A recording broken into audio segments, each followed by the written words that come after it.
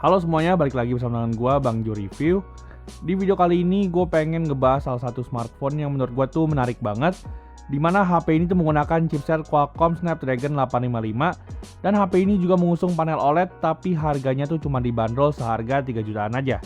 Nah, di sini di tangan gue udah ada LG G8, dan kira-kira apakah si LG G8 ini tuh beneran worth it buat kalian beli di tahun 2021?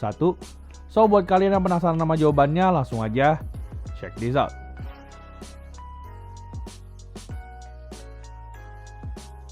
Kita bakal mulai dulu dari sektor desain si HP ini. Menurut gua kalau kita lihat dari segi desainnya, LG G8 ini tuh emang agak sedikit ketinggalan apabila dibandingkan dengan HP-HP yang ada di zaman sekarang. Dimana kalau kita perhatiin di sini LG G8 masih menggunakan fingerprint di bagian belakang, sedangkan di tahun 2019 lalu tuh HP-HP flagship udah pada pakai fingerprint di dalam layar. Nah, tapi meskipun begitu ada satu sisi positif yang gue suka dari si LG G8 ini, dimana si LG G8 ini tuh nggak memiliki kamera bump sama sekali, sehingga kalau kita taruh di permukaan datar, HP ini tuh nggak bakal goyang-goyang.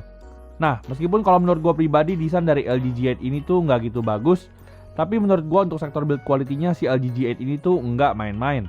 Untuk build quality-nya di sini LG G8 ini tuh udah memiliki build quality yang super solid, dan si LG G8 ini juga mengantongi sertifikasi standar militer dan juga IP rating yaitu IP68. Untuk feel di tangannya pun LG G8 ini tuh berasa cukup compact. Dan kalau menurut gue pribadi, LG G8 ini tuh masih cukup oke kalau dioperasiin menggunakan satu tangan. Nah, hal ini tentu aja nggak terlepas dari layarnya yang memiliki ukuran hanya 6,1 inci, dimana kalau menurut gue ukuran segini tuh pas banget buat digunakan dengan satu tangan. Lalu ditambah lagi di sini HP ini menggunakan panel OLED, dan untuk resolusinya sendiri HP ini tuh bisa mentok sampai Quad HD+. Untuk kualitas layar sendiri tentu aja LG G8 ini tuh memiliki kualitas layar yang sekelas HP-HP flagship lainnya, dan untuk ketajaman layarnya di sini LG G8 ini tuh layak banget buat diacungi jempol. Di sini tuh kualitas layarnya nggak kalah dibandingkan dengan HP-HP flagship lainnya. Dan yang gue suka dari HP ini kalau dipakai untuk ngetik, HP ini tuh memiliki haptic feedback yang berasa enak banget. Sektor audio dari HP ini menurut gue juga nggak main-main, dimana si LG G8 ini tuh udah memiliki setup 2 stereo speaker. Dan yang lebih kerennya lagi di sini LG G8 tuh memiliki fitur DTS X 3D Surround yang bikin kualitas suara dari HP ini tuh jadi semakin bagus.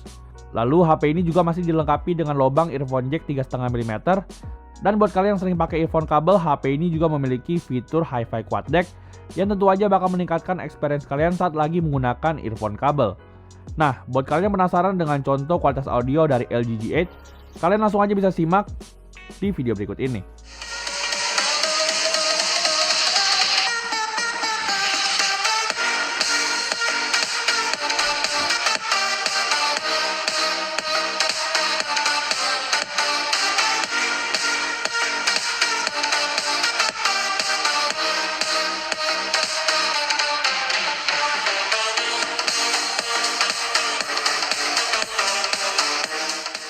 Lalu lanjut ke sektor dapur pacunya. Seperti yang di awal gue bilang tadi, di sini LG G8 menggunakan chipset Qualcomm Snapdragon 855, dan chipset ini juga ditemani dengan RAM berukuran 6GB serta memori internal 128GB, dan yang lebih kerennya lagi HP ini tuh masih bisa ditambahin dengan micro SD. Untuk AnTuTu benchmarknya di sini LG G8 berhasil mendapatkan skor 435.000, dan untuk tes performanya di sini gue udah ngetes dengan 2 game yaitu PUBG Mobile dan juga Genshin Impact. Dan kalau dipakai untuk main game PUBG Mobile, HP ini tuh bisa ngasilin grafik smooth extreme sampai Ultra HD di frame rate ultra. Dan untuk main game PUBG Mobile, HP ini tuh bisa berjalan dengan sangat lancar. Intinya untuk main game PUBG Mobile, HP ini tuh nggak ada kendala sama sekali. Dan surprisingly kalau dipakai untuk main game Genshin Impact, HP ini tuh lebih enak ketimbang iPhone XS yang kemarin gue review. Dimana kalau HP ini tuh dimainin di grafik mentok rata kanan, di sini tuh gameplaynya masih bisa dimainin meskipun kalau udah panas tuh ada sedikit frame drop. Lalu kalau dimainin di grafik defaultnya, HP ini juga bisa berjalan dengan sangat lancar. Sehingga menurut gua untuk kebutuhan gaming, LG G8 ini tuh masih layak banget buat kalian beli di tahun 2021.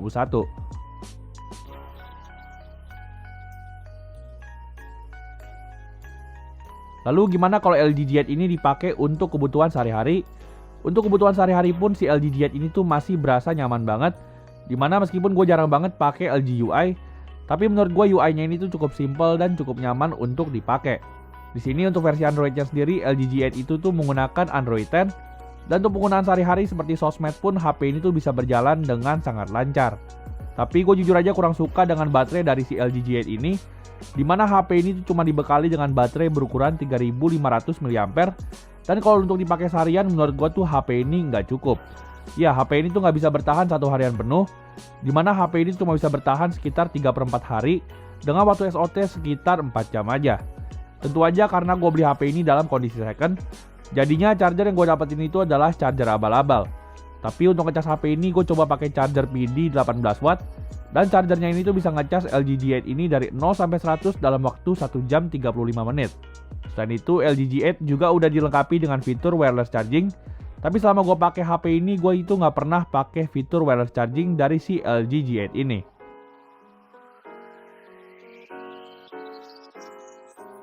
Lalu lanjut ke sektor kameranya.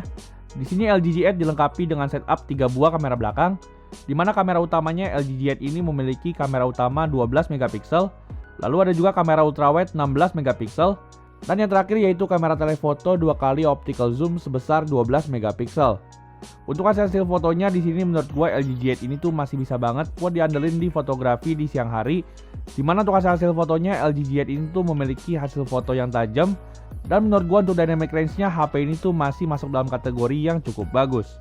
Lalu gue juga suka dengan tone warna yang dihasilin dari LG G8 ini, dimana menurut gue tone warna yang dihasilin dari HP ini tuh cukup natural, dan menurut gue ini tuh menjadi sebuah nilai plus untuk si LG G8 ini. Lalu masuk ke foto low light. Di sini LG G8 bisa menggunakan night mode di ketiga kameranya. Namun menurut gue perbedaan foto yang menggunakan night mode ataupun yang tidak menggunakan night mode, ini tuh menurut gue kelihatannya tuh hampir nggak ada beda sama sekali.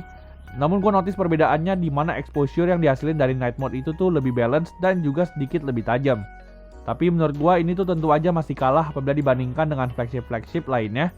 Sehingga menurut gue untuk fotografi di malam hari LG G8 ini tuh kurang recommended. Tapi semuanya ini tuh berbeda kalau kita ngomongin sektor videografinya, dimana di sini tuh gue udah coba di beberapa resolusi, dan untuk resolusi 1080p 60fps HP ini tuh bisa ngerekam dengan sangat stabil. Begitu juga di resolusi 4K 30fps dan juga 4K 60fps nya, gue cukup salut karena LG G8 ini tuh memiliki stabilisasi yang bagus banget.